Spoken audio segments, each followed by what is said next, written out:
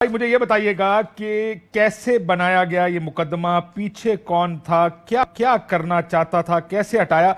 अब क्या एक नई दरखास्त आएगी जिसमें ये सब कैरेक्टर्स के नाम आएंगे आपके ख्याल में? देखिए, पहली बात तो ये है कि अमजद परवेज साहब जो इस केस में हमारे वकील थे, उनका मेडिकल इशू चलता रहा, मगर पिछली कुछ पेशियों पे ये देखने में सामने आया कि बेंच की तरफ से उनको कोई इस पे रियायत नहीं बरती गई और बाकायदा उन्हें कहा गया कि जी अगर बेड पे भी आना पड़ता है तो आप आके इस केस में पेश हो अदालत के सामने। तो ऑब्वियसली उन्होंने एक प्रेशर फील किया और उन्होंने माजरत कर दी कि मेरी बैक का इशू है, मैं ट्रैवल नहीं कर सकता, तो मैं इस केस से अलहदगी इख्तियार करना चाहता हूँ। तो इसलिए आज जो अदालत के रूबरू हमारी दरख्वास्त थी वो ये थी, दो थी। एक तो ये कि हमें नया काउंसिल इसमें इंगेज करने की इजाजत दी जाए और हम अमजद साहब को भी रिक्वेस्ट कर रहे हैं कि वो केस से अलहदगी इख्तियार ना करें, बिकॉज इतनी अर्जेंसी नहीं है केस के अंदर कि इसकी डे टू डे हियरिंग हो।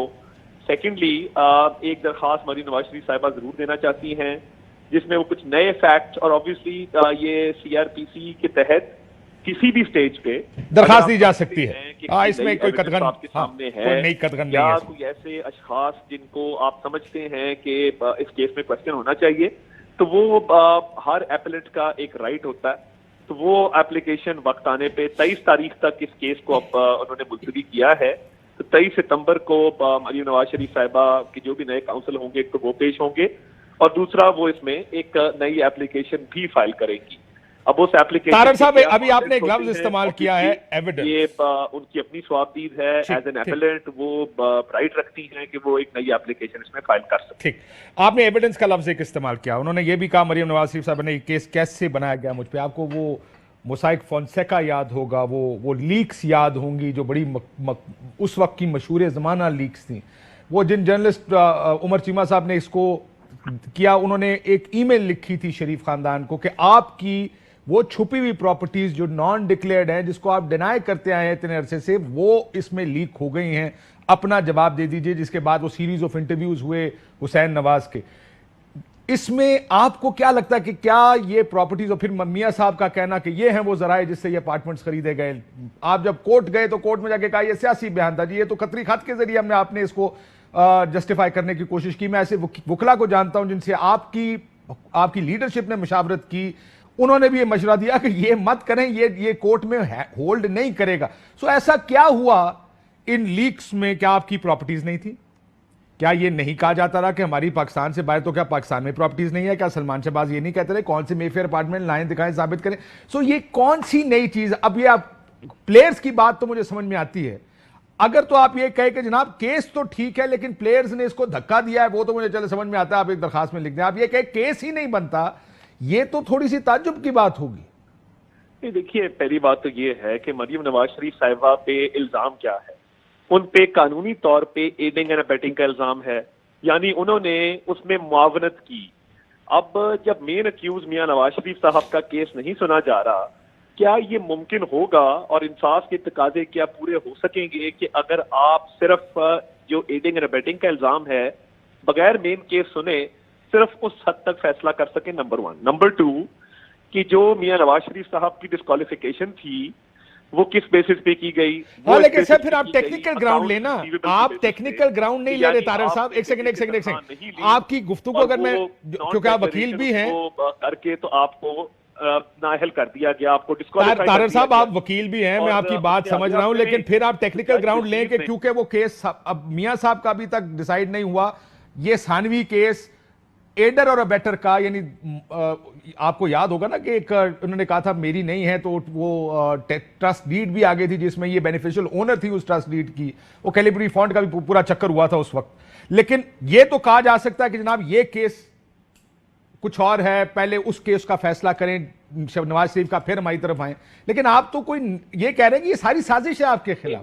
मैं उसी तरफ आ रहा हूँ। देखिए, एक तो बेटे से तनख्वाह ना लेने पे डिस्क्वालीफाई करते हैं आप, उसके बाद मैं एवनफील्ड की बात कर रहा हूँ, सुप्रीम कोर्ट के सुपरवाइजरी जजेस के तहत ये मामला रेफर किया जाता है अकाउंटेबिलिटी कोर्ट्स को। अब अरशद मलिक साहब दुनिया में नहीं रहे, वो सेंटेंस किस तरह पास हुआ? 3 केस थे ना, एक फ्लैगशिप था उसमें बरी हो गए। सर ये तो जज मोहम्मद बशीर साहब का फैसला ना जिसको आप चैलेंज कर रहे हैं। एवन फील्ड का सेंटेंस सस्पेंडेड है सर, और आप अल-अज़ीज़िया का आप तो सेंटेंस जो है एवन फील्ड को चैलेंज कर रहे हैं ना, उसका और जज आप अरशद देखिए मलिक से कि, कोई ताल्लुक नहीं है। जज बशीर ने भी पूरी प्रोसीडिंग्स के अंदर ये कहा कि जी करप्शन का सवाल ही पैदा नहीं होता और करप्शन जो है वो साबित नहीं हो सकी। करप्शन का तो उन्होंने भी कहा कि जी करप्शन का हमें कहीं इसमें एविडेंस नहीं मिला, नंबर 1। नंबर 2, अरशद मलिक साहब का सारा मामला जब कंट्रोवर्शियल हुआ तो ये इसकी भी तहकीकात होनी चाहिए कि वो मामला क्या था और वो क्यों मजबूर वो भी हुए आसिफ कि- सईद खोसा ने अपने फैसले में लिखा है कि उसकी क्या तरतीब बन सकती है। जी सॉरी, आसिफ सईद खोसा ने अपने फैसले में लिखा है ना कि इसकी तरतीब क्या बनेगी। अब मुझे आपकी आवाज मैं ये कह रहा हूं कि आसिफ सईद खोसा साहब ने, जब आपने ये वीडियो प्रेस कॉन्फ्रेंस में दी, उन्होंने कहा कि ये लवाजमात है जो आपको पूरे करने पड़ेंगे। वीडियो दें, वीडियो के साथ वो मटेरियल दें, किस किस जगह एडिट हुई, कंप्यूटर्स, ये सारा कुछ देना पड़ेगा आपको। आप वो करना नहीं चाहते, लेकिन चलो उसको छोड़ दें फिलहाल, इस केस से उसका कोई लेना देना नहीं। आपका ये ख्याल है कि एवन फील्ड का फैसला एक साजिश के तहत हुआ नवाज शरीफ साहब के खिलाफ और मरीम नवाज के एक खिलाफ? तो आपने जो बात की आसिफ सईद खोसा साहब की, उसमें ये बात की बिल्कुल रोजे रोशन की तरह आया है कि हमने जब फोरेंसिक उसका ऑडिट करवाया उस पर्टिकुलर वीडियो टेप का, तो उसके अंदर पाकिस्तानी हाई कमीशन को गवर्नमेंट ऑफ पाकिस्तान की इंस्ट्रक्शंस के तहत वहां पे एविडेंस लेने से मना किया गया। नासिर भट्ट जो उसमें मेन कैरेक्टर था, सर, तो आप ये कह रहे हैं कि मेरे खिलाफ केस हो, उसका फोरेंसिक ऑडिट मैं कराऊंगा? नहीं, देखिए वो हुकूमत पाकिस्तान करा लेती, हमें तो कोई इतराज नहीं आप था। उनको फिरदौस चीज आशिक ठीक अवान साहिबा, देंगे अगर तो वो आपको याद कराएगी हो, ना। मेरी अर्ज सुन लेना, उस वक्त फिरदौस आशिक अवान साहिबा मुआविन खसूसी थी इतलात के ऊपर, उनकी स्टेटमेंट्स ऑन रिकॉर्ड हैं और हमने भी कहा कि जी आप कराना चाहते हैं आप जरूर करवाएं, मगर हुकूमत ने उस पर कोई पेशरफ नहीं की। और देखिए हुकूमत के उसके अंदर बिल्कुल देयर हैंड्स वर डर्टी बिल्कुल नजर आ रहा था, जिसकी बदनीयती है ये करवाना ही नहीं चाहते, तो हम तो उस काम के लिए तैयार थे। ठीक, तो बात ये है सर कि जब नाम भी साबित लेंगे, ना हो- चले कट टू द चेस, नाम लेंगे इस दरखास्त में कि कौन कौन था? देखिए एक तो ये तो वक्त आने पे डिसाइड किया जाएगा कि इसका दरखास्त के अब तो कॉन्टेक्स्ट हफ्ता क्या रह गया होते पायन हैं। होने, कितना टाइम रहेगा ताड़े को? और इसमें देखिए अभी नया लीगल काउंसिल एक इंगेज होना है, 23 से पहले ये तय होगा। मगर देखिए ये तमाम केसेस पॉलिटिकल नेचर के हैं और अकाउंटेबिलिटी रेफरेंस के अंदर अगर आप देखें, मुझे आप एक और मिसाल दे दें कि 150 से ऊपर पेशियां हुई हों और डे टू डे पेशियां करके इलेक्शन से पहले सर जो आप फैसला ये कहना कि आपके साथ किया ज्यादती हुई है, ये तो ना कहें कि केस तेज चला इस वजह से हमारे खिलाफ सजा हो गई है। ये तो ज्यादती वाली बात होगी ना कि अगर आप कहें मेरा केस तेज क्यों चला, ये कहें कि केस गलत चलाया गया, ये समझ में आती है। तेज क्यों चला, ये तो समझ नहीं आती। नहीं, देखिए दोनों चीजें हैं। जब आप हेस के अंदर केस चलाएंगे और वो केस बाकायदा एक बिजली की तेजी से चलवाया जाएगा, तो उसके अंदर मुझे आप बताइए ना कि वकला जो है, जो उनकी लीगल तैयारी है वो इफेक्ट होती है, और ऊपर से इस केस में ही तेजी क्यों? मुझे आप बताइए, इमरान खान साहब का केस है, वो कई बार कह चुके हैं कि मैं बेनिफिशियल ओनर हूं न्याजी ऑफशोर सर्विसेज लिमिटेड के अंदर। उनको तो कोई नहीं पूछता कि भाई आप बेनिफिशियल ओनर हैं और आपने ऑफशोर एक कंपनी रखी है और आपने कोर्ट में फिर भी कमजोर दलील है कि उसको नहीं पूछता। पूछना उसको भी चाहिए, कहें उसको भी पूछे, ये ना कहें उसको नहीं पूछता तो मुझे भी मत पूछो, ये दलील कमजोर है थोड़ी। देखिए ये दौरा में आ रहा है ना इंसाफ का, फिर यानी हमारे केसेस करप्शन भी कोई ना हो, आप साबित भी ना कर सके कि इसके अंदर कोई इलीगल मीन्स हैं, आप ये भी साबित ना कर सके कि इसके अंदर कोई एसेट बियॉन्ड मीन्स भी आप साबित ना सर कर सकें। Asset beyond means illegal means he कहलाते हैं। ये आप मेरे से ज्यादा बेहतर जानते हैं कि अगर आप अपने एसेट की मीन्स ना बता सके कि एसेट कहां से आया, पैसा कहां से आया एसेट बनाने का, उसको अगर आप साबित ना कर सके वो इलीगल होता है। ये आप जानते हैं ये बात ये है कि एसेट बियॉन्ड मींस के अंदर भी आपने कोर्ट की जजमेंट्स के मुताबिक आपने करप्शन का नेक्सस प्रूव करना है। बिल्कुल भी नहीं करना सर, ये किसी जगह नहीं लिखा है, ये बरतानवी कानून में भी नहीं लिखा कि किसी रियासत ने नेक्सस प्रूव करना है। नहीं, उन्होंने सिर्फ ये साबित करना है कि प्रॉपर्टी या एसेट ये है, आप ओनर हैं, आप बताएं ये आया कहां से। अगर आप बता दें कि कहां से आया तो आपका हलाल का है। अगर आप नहीं बता सके तो ये करप्ट प्रैक्टिसेस में आता है। मैं वही तो अर्ज कर रहा हूं ना, ये साबित हो सका कि ये किसी किस्म की कोई करप्ट प्रैक्टिस में शामिल है। मगर देखिए मेरी बात सुने काशिफ भाई, इसमें मामला बड़ा क्लियर है कि आपने एक तो जब इसको केस को फास्ट ट्रैक पे किया, आप दोनों केसेस को अल-अज़ीज़िया उठा के देख लें, एवनफील्ड उठा के देख लें, यानी मियां नवाज शरीफ जिनके वालिद का 1969 के अंदर पाकिस्तान की सबसे बड़ी, बट ये वालिद की है नहीं ना सर, या तो आप क्लेम करते कि वालिद की है, वालिद आपने क्लेम नहीं किया, हुसैन ने क्लेम किया कि मेरी है, मैंने 2005 में फैक्ट्री बेची, 2006 में खरीद ली।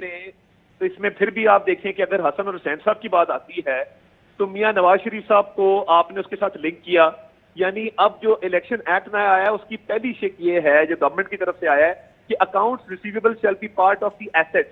यानी आप ये बात तस्लीम कर रहे हैं कि इससे पहले अकाउंट्स रिसीवेबल एसेट्स का पार्ट नहीं था, तो नॉन डिक्लेरेशन का तो सवाल ही पैदा नहीं होता। अब आप किसी और केस पे जा रहे हैं, तनख्वाह कुछ और चीज है जिसपे सुप्रीम कोर्ट ने फैसला दिया, एवन फील्ड अपार्टमेंट कुछ बुनियाद नहीं, बुनियाद तो वहां से रखी गई ना। नहीं नहीं सर, बुनियाद वहां से नहीं रखा गया, डिस्क्वालिफिकेशन किसी और की चीज पे हुई है, पैनमा कुछ और चीज। फिर उसके बाद फॉलो की आपने सबसे पहले इस बात पे निकाला कि जी ये अकाउंट्स रिसीवेबल जो है वो उस फैसले के ऊपर आप you can everybody can have their view. I agree with you इस फैसले के ऊपर सारे, क्योंकि अदालत ने चंद लोगों को इस बात पे छोड़ा भी था कि साइज एसेट का इतना बड़ा नहीं है जिसकी वजह जो कोई छुपाना चाहेगा, नेग्लिजेंस भी हो सकती है। लेकिन ये एक इंटरप्रिटेशन की बात है जो सुप्रीम कोर्ट का फैसला था, बट नैब कोर्ट का फैसला was a very different case. Avenfield actually NAB के का फैसला था, बट देखते हैं किस किस का नाम लेके आते हैं। बहुत शुक्रिया था तरट साहब आपका। खुरम अहम तरीन खबरें अब एक क्लिक की दूरी पर, आपके पसंदीदा टॉक शोज हों या अहम मुल्की या गैर मुल्की शख्सियात की न्यूज कॉन्फ्रेंसेस, हर लम्हा बाखबर रहने के लिए सब्सक्राइब करें हमारा YouTube चैनल। मौसम की सूरत हाल हो या खेल के मैदान से खबरें, अपने मोबाइल फोन से मुल्की और बैनुल-अक़वामी अहम खबरों तक रसाई के लिए डाउनलोड कीजिए मोबाइल ऐप। बावसूख ज़राए से मुसद्दिक़ा खबरों, तज्ज़ियों और तबसरों से मुस्तफ़ीद होने के लिए विजिट कीजिए पाकिस्तान की सबसे बड़ी न्यूज वेबसाइट www.arvnews.tv। इन सब के अलावा पाकिस्तान का सबसे बड़ा फेसबुक पेज हो, सबसे बड़ा न्यूज इंस्टाग्राम अकाउंट या फिर ट्विटर, ARY न्यूज पहुंचा रहा है खबरें सबसे पहले आप तक, ताकि आप रहें हर लम्हा बाखबर।